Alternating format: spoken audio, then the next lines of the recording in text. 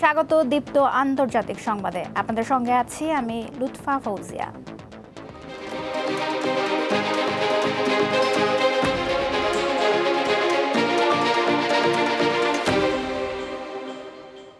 বিশ্বের বিভিন্ন দেশের নেতাদের উপস্থিতিতে হামাস ইসরায়েল শান্তি পরিকল্পনা চুক্তিতে সই করেছেন যুক্তরাষ্ট্রের প্রেসিডেন্ট ডোনাল্ড ট্রাম্প। মিশরের শার্ম আল শেখে ঐতিহাসিক এই শান্তি চুক্তিতে সই হয়। ডোনাল্ড ট্রাম্প এই চুক্তিকে আখ্যা দিয়েছেন দ্য বিগেস্ট ডিল বা সবচেয়ে বড় চুক্তি হিসেবে। এই নথিতে ট্রাম্প ছাড়াও মিশরের president Abdel Fattah al Sisi, তুরস্কের প্রেসিডেন্ট রিসেপ তাইয়েপ এরদোয়ান এবং কাতারের আমিরের Sheikh Tamim bin Hamad al Thani সহ আরও কয়েকজন বিশ্ব নেতা সই করেন। অনুষ্ঠানে উপস্থিত ছিলেন ফিলিস্তিনি কর্তৃপক্ষের প্রেসিডেন্ট মাহমুদ আব্বাস, যিনি দীর্ঘদিন পর যুক্তরাষ্ট্রের প্রেসিডেন্টের সঙ্গে সরাসরি সাক্ষাৎ করলেন। তবে ইসরায়েলের প্রধানমন্ত্রী বেনিয়ামিন নেতানিয়াহু শান্তি সম্মেলনে যোগ দেননি। বৈঠকের শুরুতে বক্তব্য রাখেন ডোনাল্ড ট্রাম্প। এই চুক্তি ও যুদ্ধবিরতির নেপথ্যে ভূমিকা রাখার জন্য কাতার, তুরস্ক ও মিশরের নেতাদের ধন্যবাদ জানান তিনি। গাজায় যুদ্ধবিরতির এই চুক্তি মধ্যপ্রাচ্যে স্থিতিশীলতা ফেরাতে পারে গুরুত্বপূর্ণ ভূমিকা রাখবে বলে মনে করা হচ্ছে।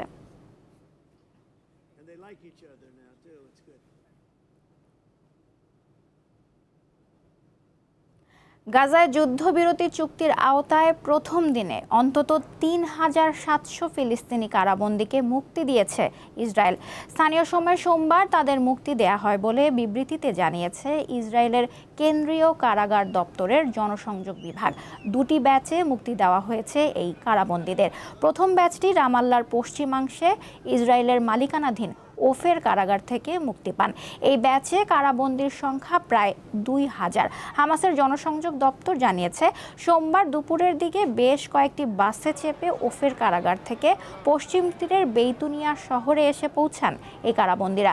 তাদের জন্য বাস সরবরাহ করে আন্তর্জাতিক মানবিক সংস্থা international committee of red cross and red crescent society. এছাড়া গাজার খান ইউনিস শহরে এসে পৌঁছান দ্বিতীয় ব্যাচের ১,৭১৮ ফিলিস্তিনি কারাবন্দী। দক্ষিণ ইসরায়েলের নাগেভ কারাগারে ছিলেন তারা।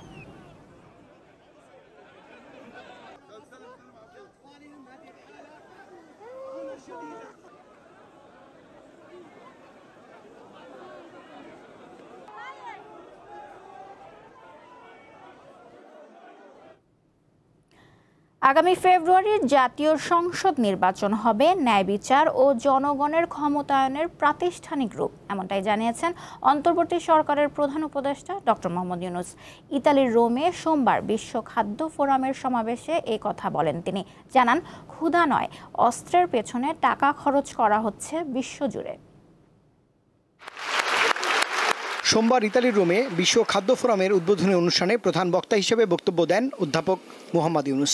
এ সময় বৈশ্বিক খাদ্য ও অর্থনৈতিক ব্যবস্থার পূর্ণ সংস্কারের আহ্বান জানিয়ে ক্ষুধামুক্ত বিশ্ব গড়তে ৬ দফার একটি প্রস্তাব তুলে ধরেন তিনি। বলেন, ক্ষুধা নিবারণ নয়, বরং অস্ত্রের পেছনে টাকা খরচ করা হচ্ছে বিশ্বজুড়ে। আপনারা যুদ্ধ বন্ধ করুন, সংলাপ শুরু করুন এবং সংঘাতপূর্ণ অঞ্চলে খাদ্য পৌঁছানোর ব্যবস্থা নিশ্চিত করুন। এর মাধ্যমেই ক্ষুধা ও সংঘাতের দুষ্টচক্র পৃথিবীতে ভাঙতে হবে। ক্ষুধা কোনো অভাবের কারণে নয়, এটি আমাদের তৈরি করা অর্থনৈতিক কাঠামোর ব্যর্থতা।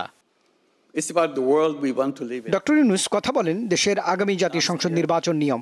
জানান, ন্যায় বিচার ও জনগণের ক্ষমতায়নের প্রাতিষ্ঠানিক রূপ হবে ফেব্রুয়ারির নির্বাচন। দেশের তরুণরা সাহস ও আশায় ভরপুর হয়ে গণতন্ত্র, শান্তি ও মানবাধিকারের জন্য লড়াই করেছে। তাদের দাবি ছিল ক্ষমতা জনগণের কাছে ফিরিয়ে দেওয়া, ন্যায়, অন্তর্ভুক্তি ও আস্থার ভিত্তিতে সমাজ গঠন। এই তরুণরাই এখন নতুন বাংলাদেশ গঠনে কাজ করছে, যেখানে জনগণ শাসনের কেন্দ্রে। আগামী ফেব্রুয়ারিতে জাতীয় নির্বাচন হবে, যার মাধ্যমে আমরা ন্যায় ও জনগণের ক্ষমতায়নের প্রতিশ্রুতির রূপ দেব। আয়োজনে অধ্যাপক মোহাম্মদ ইউনূস জানিয়েছেন, বাংলাদেশ ১৭ কোটি মানুষের খাদ্যের যোগান দিচ্ছে, আশ্রয় দিয়েছে ১৩ লাখ রোহিঙ্গাকে। রুবায়েত হাসান, দীপ্ত সংবাদ, ঢাকা। মেক্সিকোতে গত সপ্তাহের ভারী বৃষ্টিতে সৃষ্ট বন্যা ও ভূমিধসে অন্তত ৬৪ জনের মৃত্যু হয়েছে। এক বিবৃতিতে এখনও কমপক্ষে ৬৫ জন নিখোঁজ থাকার বিষয়টি নিশ্চিত করেছে দেশটির সরকার। সবচেয়ে ক্ষতিগ্রস্ত রাজ্যের মধ্যে রয়েছে হিডালগো ও ভেরাক্রুজ। এর মধ্যে ভেরাক্রুজে ২৯ ও হিডালগোতে ২১ জনের মৃত্যুর খবর পাওয়া গেছে। প্রায় ১ লাখ ঘরবাড়ি ক্ষতিগ্রস্ত হয়েছে বলে জানিয়েছে প্রশাসন। পানির প্রবল তোড়ে বহু সেতু ধ্বংস হয়ে গেছে। উদ্ধারকর্মীরা দুর্গত এলাকাগুলোতে খাদ্য ও ত্রাণ পৌঁছে দিচ্ছেন।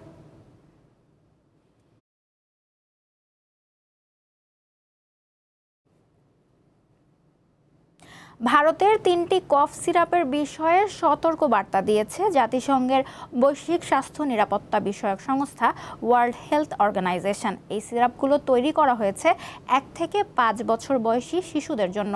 সিরাপগুলোতে ডায়াথলিথিন গ্লাইকোল নামের একটি রাসায়নিকের অস্বাভাবিক উপস্থিতির কারণেই এই সতর্ক বার্তা দিয়েছে WHO। কোনো সিরাপে যদি অনুমোদিত বা নির্দিষ্ট মাত্রার বেশি ডায়াথিলিন গ্লাইকোল ব্যবহার করা হয় তাহলে তার রীতিমতো বিষে পরিণত হয়। বিশ্ব স্বাস্থ্য সংস্থার সতর্কবার্তায় বলা হয়েছে এই ৩ কফ সিরাপে ডায়াথিলিন গ্লাইকলের উপস্থিতি নির্ধারিত বা অনুমোদিত মাত্রার চেয়ে অন্তত ৫০০ গুণ বেশি। উত্তর পূর্ব চীনের লিয়াওনিং প্রদেশে বিশ্বের সবচেয়ে বড় ও সংরক্ষিত লাল সৈকত পানজিন রেড বিচ, যেখানে বছরের একটা সময় পুরো সৈকত ঢাকা পড়ে লাল রঙে। দুর্লভ সামুদ্রিক ঘাস সুয়েদা সালসার কারণে লাল রঙে আবৃত থাকে সৈকত।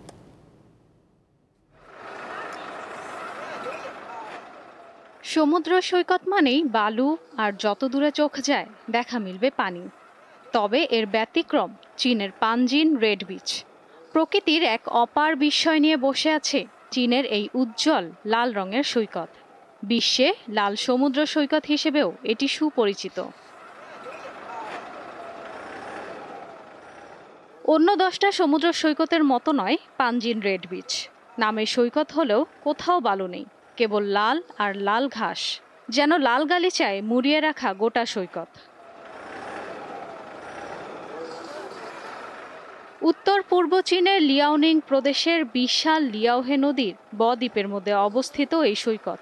নান্দনিকতার গুণে এটি পরিচিত রাঙা সৈকত নামেও।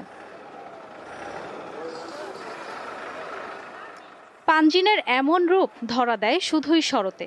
এ সময়ে মাটিতে অতিরিক্ত লবণের জন্য সুয়েদা সালসা নামক এক ধরনের দুর্লভ সামুদ্রিক রক্তিম ঘাস জন্মে।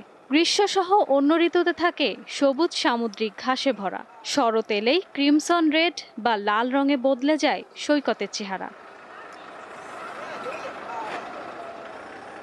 প্রায় ১০০ বর্গ কিলোমিটার এলাকা জুড়ে বিস্তৃত সৈকতটি পৃথিবীর সবচেয়ে বড় লাল সৈকত, যা চীনের অন্যতম পর্যটন এলাকা। সেখানে ভ্রমণের উপযুক্ত সময় মধ্য সেপ্টেম্বর থেকে অক্টোবরের মাঝামাঝি। কেবল রঙই নয়, বিরল প্রাণীর জন্য অনন্য পানজিন রেড বিচ। এখানে আবাস লাল মুকুট বক, সাউন্ডার সিগাল, সার্স সহ ২৬০ প্রজাতির পাখি ও প্রায় ৪০০ জাতের বুনো প্রাণীর। ইশরাত ঝুমা, দীপ্ত বার্তা কক্ষ।